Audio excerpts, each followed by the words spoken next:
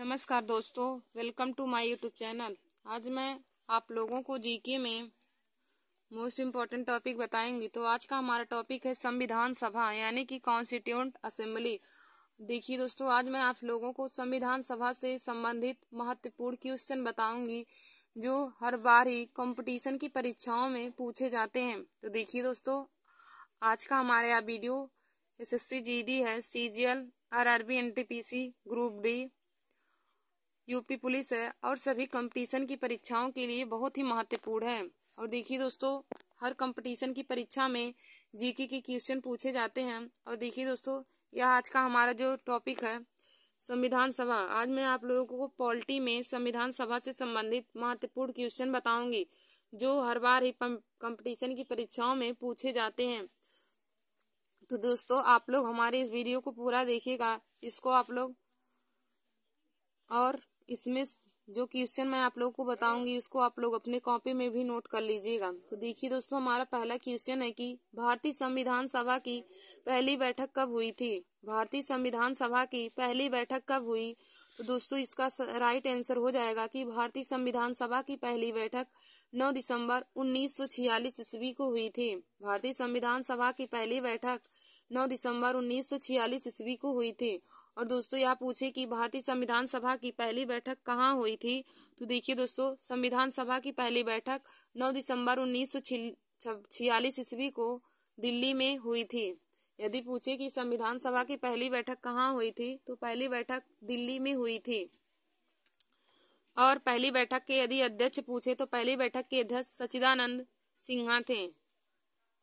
तो यदि पूछे कि संविधान सभा की पहली बैठक के अध्यक्ष कौन थे, तो पहली बैठक के अध्यक्ष डॉक्टर सच्चिदानंद सिन्हा थे, जो संविधान सभा के अस्थायी अध्यक्ष हैं। जो संविधान सभा के अस्थायी अध्यक्ष सच्चिदानंद सिन्हा हैं, वह संविधान सभा की पहली बैठक के अध्यक्ष थे। तो देखिए दोस्तों, मैंने आप लोगों को इससे संबंधित 3 क्वेश्चन बता दिए। तो देखिए हमारा क्या है कि यदि पूछे कि भारतीय संविधान सभा की पहली बैठक कब हुई थी, तो आप लोग बताएंगे कि भारतीय संविधान सभा की पहली बैठक 9 दिसंबर 1946 ईस्वी को हुई थी। और पूछे कि संविधान सभा की पहली बैठक कहाँ हुई थी, तो आप लोग बताएंगे कि दिल्ली में हुई थी। और पूछे कि पहली बैठक की अध्यक्षता कौन थे या कौन थी, तो दोस्तों, संविधान सभा की पहली बैठक की अध्यक्षता डॉक्टर सच्चिदानंद सिन्हा थे। संविधान सभा के पहली बैठक की अध्यक्षता डॉक्टर सच्चिदानंद सिन्हा थे।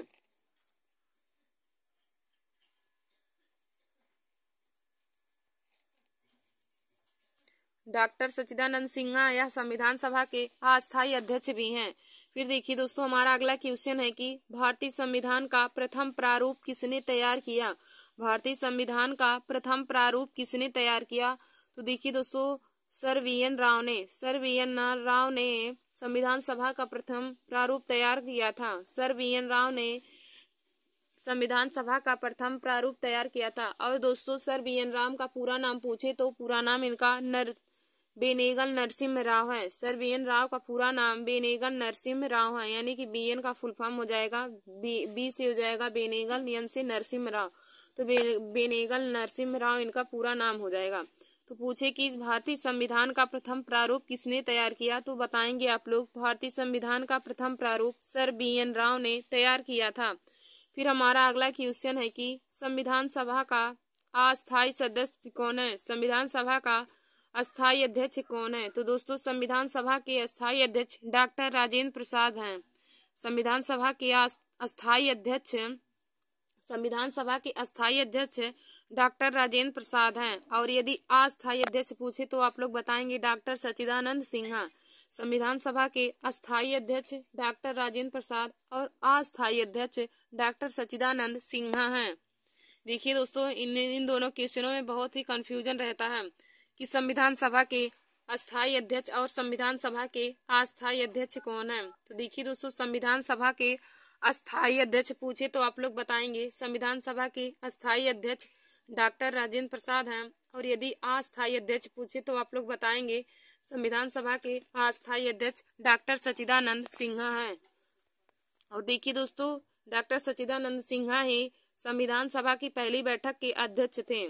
और संविधान सभा की पहली बैठक 9 दिसंबर 1946 ईस्वी को हुई है थी। और कहाँ हुई थी, तो दिल्ली में हुई थी।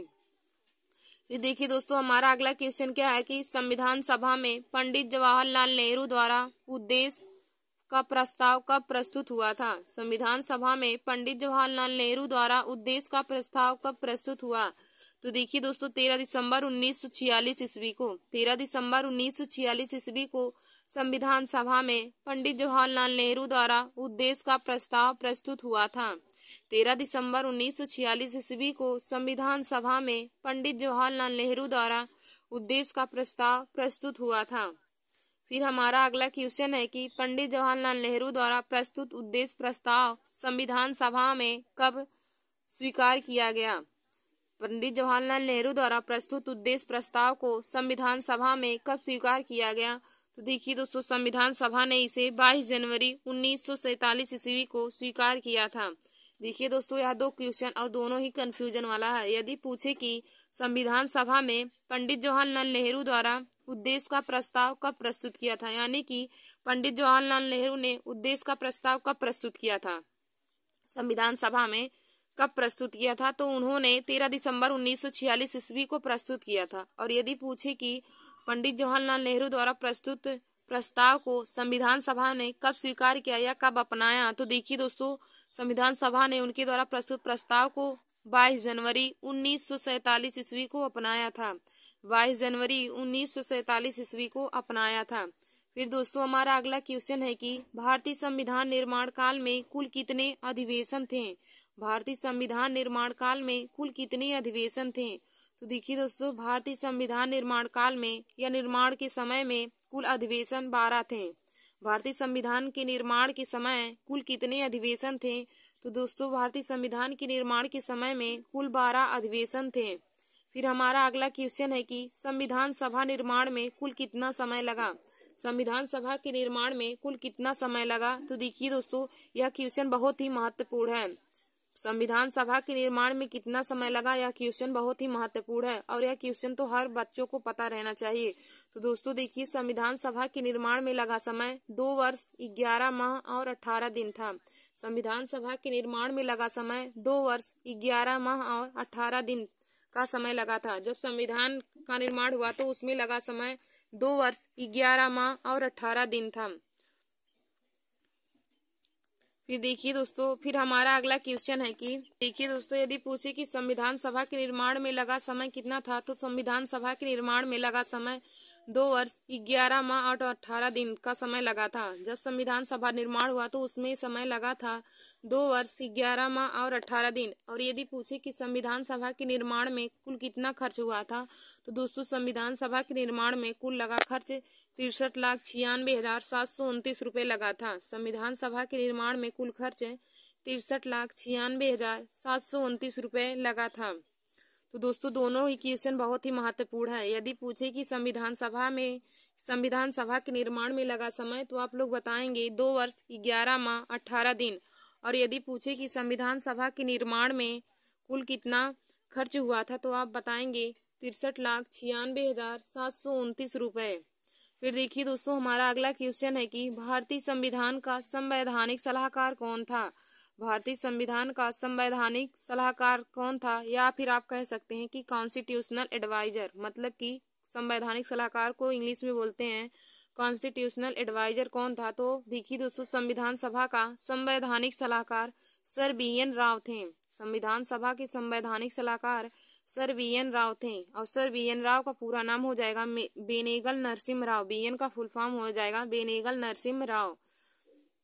फिर हमारा अगला क्वेश्चन है कि भारत की संविधान सभा ने वर्तमान रूप से राष्ट्रीय ध्वज को कब अपनाया था। भारत की संविधान सभा ने वर्तमान रूप से राष्ट्रीय ध्वज को कब अपनाया। तो देखिए दोस्तों, भारत की संविधान सभा ने राष्ट्रीय ध्वज को 22 जुलाई 1947 ईस्वी को अपनाया था। भारत की संविधान सभा ने वर्तमान रूप से राष्ट्रीय ध्वज को कब अपनाया, तो 22 जुलाई 1947 ईस्वी को। और देखिए दोस्तों, भारत का राष्ट्रीय ध्वज जानते हैं आप लोग, तिरंगा है। तिरंगा में 4 रंग होते हैं, एक हमारा नीला भी उसमें काउंट किया जाता है, जो नीला चक्र बना रहता है। दूसरा, यदि ऑप्शन में 3 4 दिया हो, दोनों दिया हो, तो आप लोग 4 लगाएंगे। यदि केवल 3 दिया हो, 4 ना दिया हो, तो आप हमेशा 3 लगाएंगे। फिर हमारा अगला क्वेश्चन है कि जनगण मन को राष्ट्रीय गान संविधान सभा ने कब अपनाया। जनगण मन को राष्ट्रीय गान के रूप में संविधान सभा ने कब अपनाया? तो देखिए दोस्तों, जनगण मन को राष्ट्रीय गान के रूप में संविधान सभा ने 24 जनवरी 1950 ईस्वी को अपनाया था। जनगण मन के रूप में राष्ट्रीय गान को संविधान सभा ने 24 जनवरी 1950 ईस्वी को अपनाया था। और देखिए दोस्तों, यदि क्वेश्चन पूछे कि भारत का राष्ट्रीय गान क्या है, तो आप लोग बताएंगे कि भारत का राष्ट्रीय गान जनगण मन है। भारत का राष्ट्रीय गान पूछे तो देखिए दोस्तों, यदि भारत का राष्ट्रीय गान पूछे तो आप लोग बताएंगे कि भारत का राष्ट्रीय गान जनगण मन है। और यदि पूछे कि भारत के राष्ट्रीय गान जनगण मन के लेखक कौन है, यानी कि इसको लिखे कौन है, तो दोस्तों भारत के राष्ट्रीय गान यानी कि जनगण मन को लिखने वाले रविन्द्रनाथ टैगोर जी हैं। और यदि पूछे कि भारत के राष्ट्रीय गान गाने का समय कितना है, तो आप लोग बताएंगे भारत के राष्ट्रीय गान गाने का समय 52 सेकेंड है। तो दोस्तों, मैंने इससे संबंधित 3-4 क्वेश्चन और आप लोग को बता दिए हैं। यदि पूछे कि जनगण मन को राष्ट्रीय गान संविधान सभा ने कब अपनाया, तो देखिए दोस्तों, जनगण मन को राष्ट्रीय गान के रूप में संविधान सभा ने 24 जनवरी 1950 ईस्वी को अपनाया था। भारत की संविधान सभा ने राष्ट्रीय गान के रूप में जनगण मन को 24 जनवरी 1950 ईस्वी को अपनाया। और यदि पूछे कि भारत का राष्ट्रीय गान गाने का समय कितना है, तो दोस्तों भारत का राष्ट्रीय गान गाने का समय 52 सेकेंड है। और पूछे कि भारत का राष्ट्रीय गान क्या है, तो आप लोग बताएंगे भारत का राष्ट्रीय गान जनगण मन है। और पूछे कि भारत का राष्ट्रीय गान की रचनाकार कौन है, तो भारत के राष्ट्रीय गान की रचनाकार रविन्द्रनाथ टैगोर जी हैं। और देखिए दोस्तों, रविन्द्रनाथ टैगोर जी भारत की राष्ट्रीय गान के साथ साथ बांग्लादेश का भी राष्ट्रीय गान इन्होंने लिखा है। और यदि कभी क्वेश्चन में पूछे कि रविन्द्रनाथ टैगोर भारत के राष्ट्रीय गान के साथ साथ और किस देश के राष्ट्रीय गान की रचना किए हैं, तो यह बांग्लादेश के राष्ट्रीय गान की रचना किए हैं। फिर हमारा आगे क्वेश्चन हो जाएगा कि अशोक स्तंभ को राष्ट्रीय चिन्ह संविधान सभा ने कब अपनाया? देखिए दोस्तों, हमारा अगला क्वेश्चन है कि अशोक स्तंभ को राष्ट्रीय चिन्ह संविधान सभा ने कब अपनाया? अशोक स्तंभ को राष्ट्रीय चिन्ह के रूप में संविधान सभा ने कब अपनाया था? तो दोस्तों, राष्ट्रीय चिन्ह के रूप में अशोक स्तंभ को 26 जनवरी 1950 ईस्वी को अपनाया था। संविधान सभा ने राष्ट्रीय चिन्ह के रूप में अशोक स्तंभ को 26 जनवरी 1950 ईस्वी को अपनाया था। और देखिए दोस्तों, यदि पूछे कि भारत का राष्ट्रीय चिन्ह क्या है, तो आप लोग बताएंगे भारत का राष्ट्रीय चिन्ह अशोक स्तंभ है। भारत का राष्ट्रीय चिन्ह क्या है, तो आप बताएंगे भारत का राष्ट्रीय चिन्ह अशोक स्तंभ है। और पूछे भारत का राष्ट्रीय गान क्या है, तो जनगण मन है। और देखिए दोस्तों, 26 जनवरी 1950 ईस्वी को हमारा संविधान, भारत देश का संविधान, यदि आप पूछे कि भारत देश का संविधान पूर्ण रूप से लागू कब हुआ, भारत का संविधान पूर्ण रूप से लागू कब हुआ, तो देखिए दोस्तों, भारत का संविधान पूर्ण रूप से लागू 26 जनवरी 1950 ईस्वी को हुआ था। भारत का संविधान पूर्ण रूप से लागू 26 जनवरी 1950 ईस्वी को हुआ था। और पूछे कि भारत का संविधान पूर्ण रूप से बनकर कब तैयार हुआ, तो दोस्तों भारत का संविधान पूर्ण रूप से बनकर तैयार 26 नवंबर 1949 ईस्वी को हो गया था। भारत का संविधान पूर्ण रूप से बनकर तैयार 26 नवंबर 1949 ईस्वी को हुआ था। तो दोस्तों, जो मैं क्वेश्चन आप लोग को कॉपी में नोट नहीं की हूँ, बता रही हूँ, तो उसको भी आप लोग कॉपी में नोट कर लीजिएगा। यह दोनों ही क्वेश्चन बहुत ही महत्वपूर्ण हैं कि भारत का संविधान पूर्ण रूप से बनकर कब तैयार हुआ था। तो भारत का संविधान पूर्ण रूप से बनकर तैयार हुआ 26 नवंबर 1949 ईस्वी को। और भारत का संविधान पूर्ण रूप से लागू कब हुआ, तो दोस्तों भारत का संविधान पूर्ण रूप से लागू 26 जनवरी 1950 ईस्वी को हुआ था। और इसी दिन ही अशोक स्तंभ को भारत के राष्ट्रीय चिन्ह के रूप में अपनाया गया था। और यदि पूछे कि जनगण मन को कब अपनाया गया, तो जनगण मन को राष्ट्रीय गान के रूप में 24 जनवरी 1950 ईस्वी को अपनाया गया। और देखिए दोस्तों, 24 जनवरी 1950 ईस्वी को ही डॉक्टर राजेंद्र प्रसाद भारत के प्रथम राष्ट्रपति के रूप में चुने गए थे। 24 जनवरी 1950 ईस्वी को एक राष्ट्रीय गान को जनगण मन के रूप में जनगण मन को अपनाया गया था। और डॉक्टर राजेंद्र प्रसाद को भारत के प्रथम राष्ट्रपति के रूप में भी अपनाया गया था। तो दोस्तों, जो मैं क्वेश्चन को बता रही हूँ, आप लोग इन सभी क्वेश्चनों को भी अपने कॉपी में नोट कर लीजिएगा, क्योंकि यह भी हर बार ही कंपटीशन की परीक्षाओं में पूछे जाते हैं। फिर देखिए दोस्तों, हमारा अगला क्वेश्चन क्या कहा है कि संविधान सभा की पहली बैठक की अध्यक्षता कौन थी? संविधान सभा की पहली बैठक की अध्यक्षता कौन थी या फिर कौन थे? तो दोस्तों, संविधान सभा की पहली बैठक की अध्यक्षता डॉक्टर सच्चिदानंद सिन्हा थे। संविधान सभा की पहली बैठक की अध्यक्षता डॉक्टर सच्चिदानंद सिन्हा थी। और जो यह यह संविधान सभा के अस्थायी अध्यक्ष भी हैं। यदि पूछे कि संविधान सभा के अस्थायी अध्यक्ष कौन है तो आप लोग बताएंगे डॉक्टर सच्चिदानंद सिन्हा, और अस्थायी अध्यक्ष पूछे तो डॉक्टर राजेंद्र प्रसाद अस्थायी अध्यक्ष हैं, और अस्थायी अध्यक्ष संविधान सभा के तो डॉक्टर सच्चिदानंद सिन्हा हैं।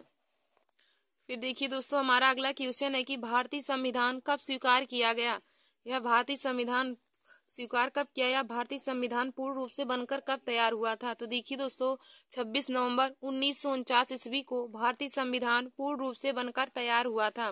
फिर हमारा अगला क्वेश्चन है कि भारतीय संविधान पूर्णतः कब लागू हुआ। भारतीय संविधान पूर्णतः कब लागू हुआ। तो देखिए दोस्तों, भारतीय संविधान पूर्णतः लागू 26 जनवरी 1950 ईस्वी को हुआ था।